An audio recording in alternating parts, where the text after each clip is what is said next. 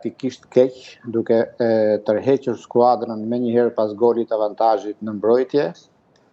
dhe pësoi 2 gola duke humbur ndeshjen. Kështu që me që Berisha ka thënë që kemi një ekip shumë të mirë, mund të kesh një ekip shumë të mirë, problemi është në herë edhe trajneri, kështu që besoj që me këtë staf drejtues ku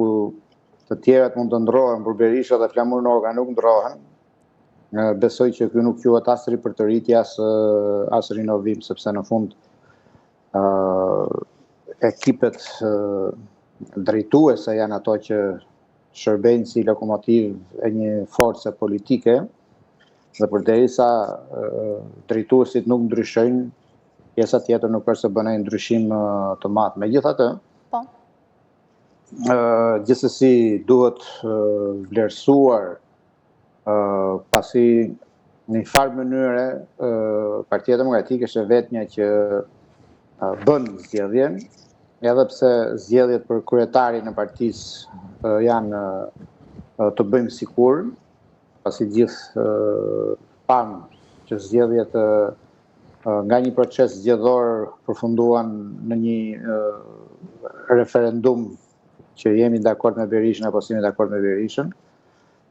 Gjithsesi strukturat e tjera keq mirë i nështrojnë një lloj përzgjedhjeje, por unë vazhdoj të mendoj që ka 2 gjëra, ose zgjedhjet duhen bërë mirë dhe realisht, ose të mos bëhen fare, dhe në një proces zgjedhor do duhet i nështrohen të gjithë strukturat, të gjithë individet. Çdo parti politike ka nevojë të ripërtërijë së pari leadershipin dhe pastaj strukturat e tjera. Po, por fakti që ndoshta partitë kryesore në vendin tonë, pra si Partia Demokratike dhe Partia Socialiste i qëndrojnë besnik njëjtëve emra, a mendoni që le të themi ky është suksesi i tyre ose strategjia që ata ndjekin dhe pse në fakt kemi anëtarë të cilët vazhdojnë votojnë të njëjtët emra? Monopoli që ne diskutojmë shpesh që është krijuar në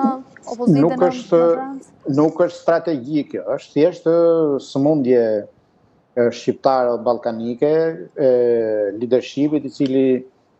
pasi ulet në karrige nuk shqitet prej saj, sepse do të vdes bashkë me karrigen. Ndaj Ballkani historikisht dhe Shqipëria është drejtuar nga diktator pavarësisht